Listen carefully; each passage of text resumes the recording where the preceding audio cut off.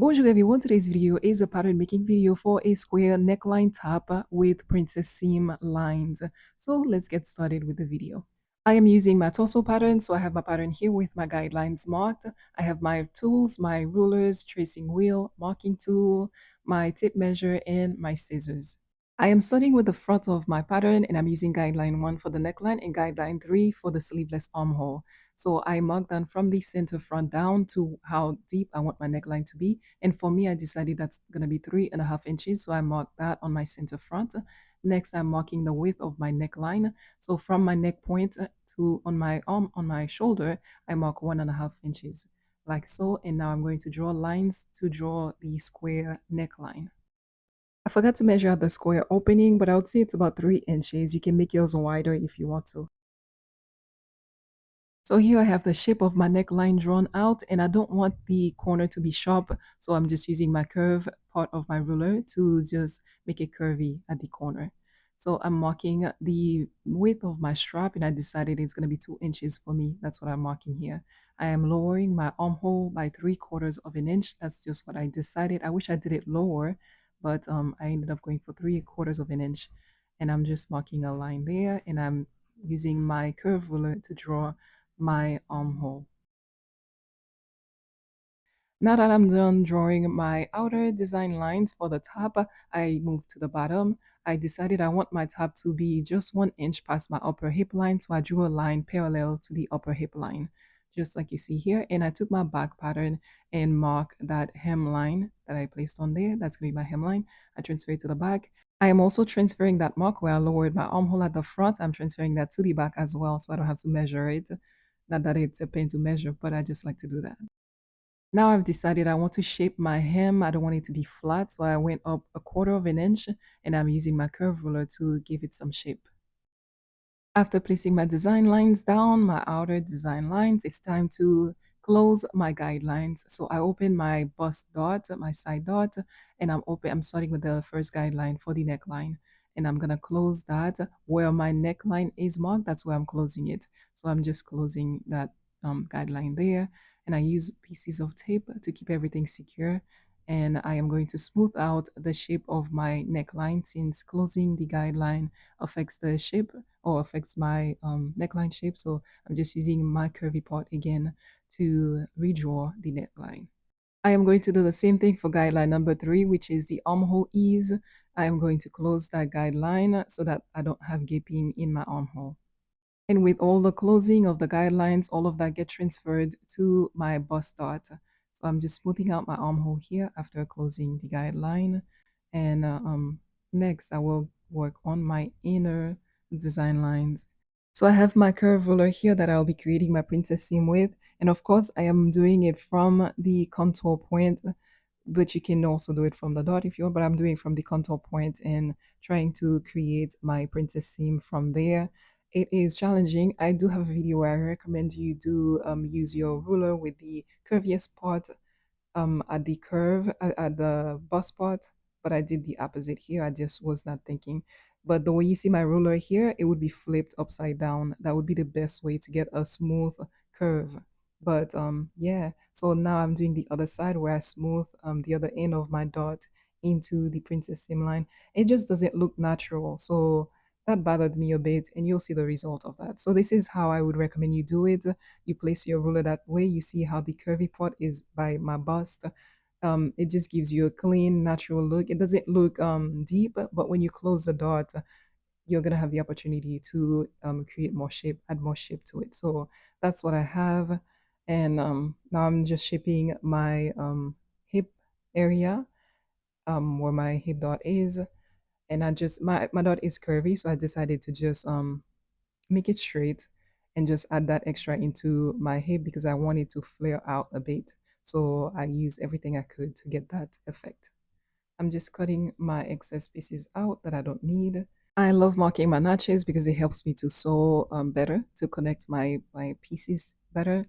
And I'm just removing more excess that I don't need and cut out my princess design or the side part for it. And of course, that dot here that everything got transferred to, that's what I'm closing here. And I'm just going to use a piece of tape to make it easier for me to close.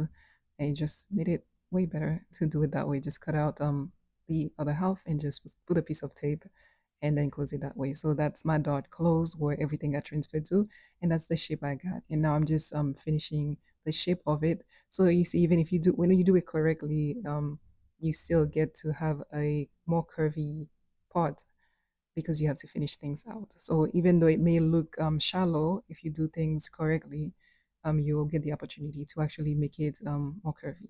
So for my side here, I decided to go in by 1¼ inches, and I'm going to separate this piece into a two-piece printed seam design. So that's what I'm doing here. I decided to do that because I just wanted more flair, and I feel like this would be the best way for me to go about it. So this is what I'm doing here. I just mark ½ inches on either side of that straight line I drew that separate them, and I'm just gonna flare out the pieces like so. So I did ½ inch on either side. So here I am finishing off my shoulder ease here and just drawing a line to close that or to cut that off, cut the excess off. Since my design line here is overlapping, I'm using a scrap piece of paper, putting it underneath it so I can transfer one side on it and then cut out the other side. I use a piece of tape to secure that. And so I am going to transfer the centerpiece onto that scrap piece of paper so I can cut out the side piece. I hope my flaring effect made sense to you. That is what causes the overlap here. So I flared each piece out by ½ inch, and I'm just removing them from each other, separating them from each other. And I had transferred the flaring for that piece on this scrap piece of paper. I just mark it with my pen and I'm cutting it out now. That's my front pattern for now with my Princess Seaman square neckline. Now I'm just finishing up with the notches, putting them on the other pieces.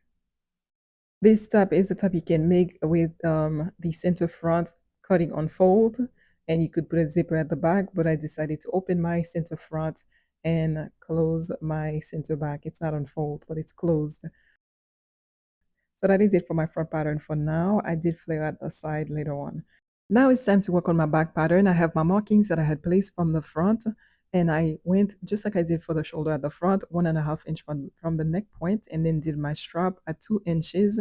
So those are the markings that I have here. You can use your front piece to make sure your strap is the same width, and that's what I just did here. I'm lowering my neckline at the back by ½ inch. I apologize for the lack of visual.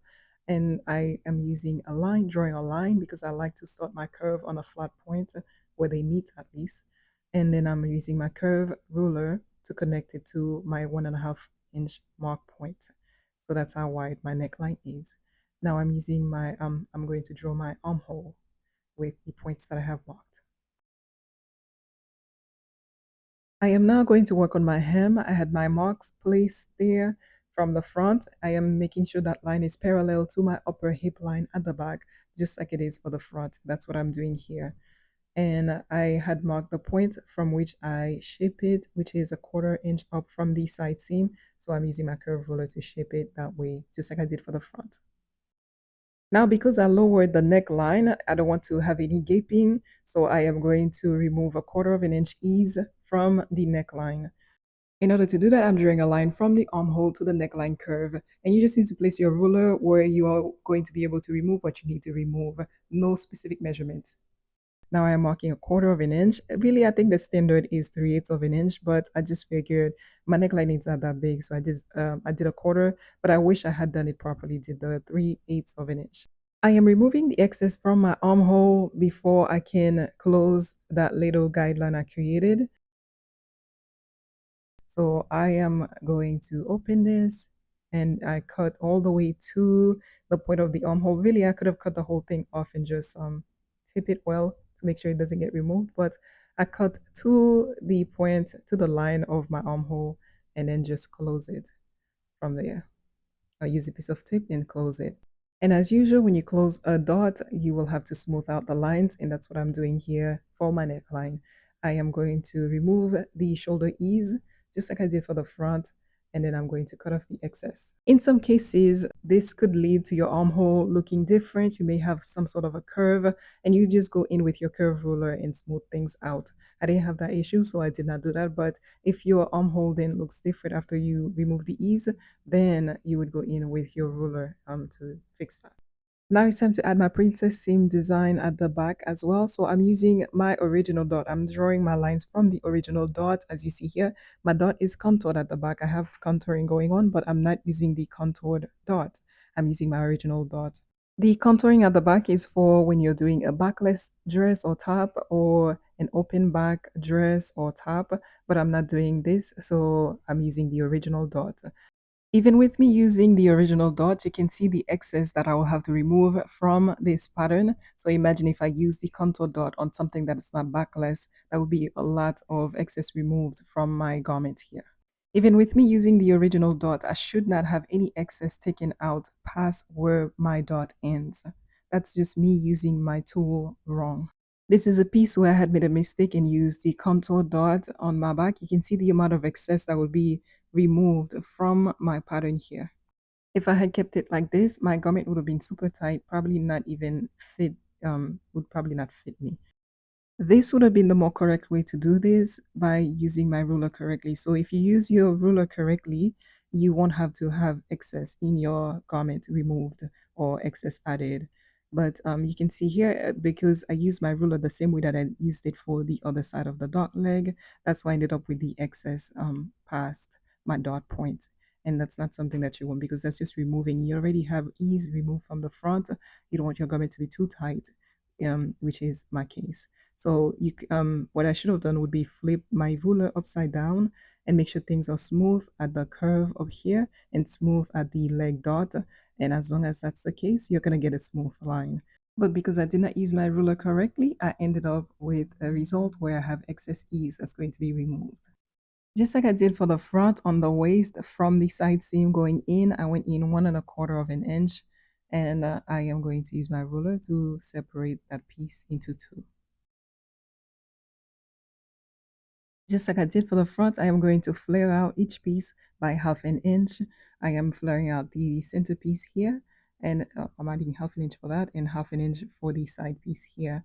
And then I'm just going to draw my line. This line is for the centerpiece flare out, and the other one is flaring out the side piece. And with my dot that is there, my main dot here, I am just gonna use all pieces that I can, or all the pieces that I can to flare out as best as I can. And my piece, my dot is curved, so I'm just straightening things out and using all the space that I have to just add some flare with the space that I have. I am using my tracing wheel to transfer out my center piece line onto a square piece of paper that I taped underneath. And now that I have that line tape, that center piece, I am going to remove the side piece from it.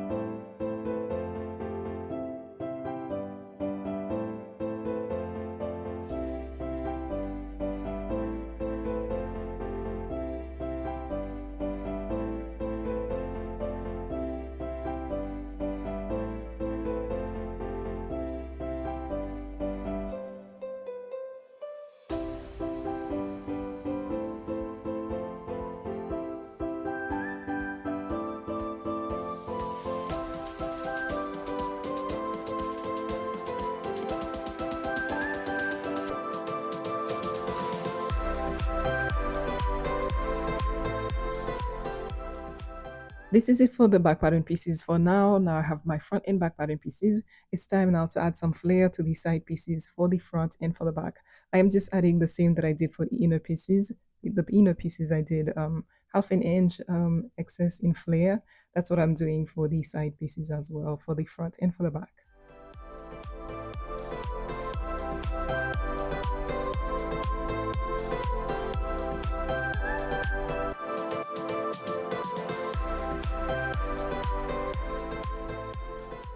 I now have all of my pattern pieces complete for the front and for the back. This is the front, what it looks like, all the pieces, and the back, what everything looks like. Now it's time to do some facing to create some facing. So what I did was use pieces of tape to connect the pieces back together temporarily. With my pieces taped together, I am going to draw my facings on there for the front and for the back. This is pretty much me freestyling everything, so just watch how I did it for the armhole, especially when it came to time to create the facing or extend the facing to the armhole part.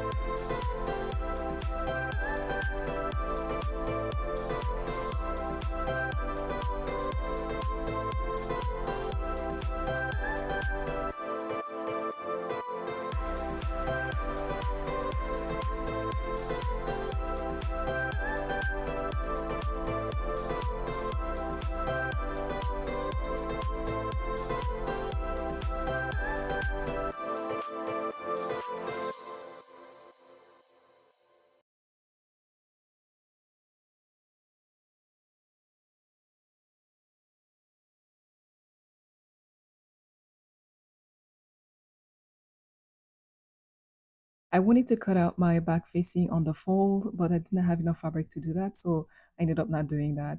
But this is it for this video, my pattern, my facings, and I will see you in the next video for part 2.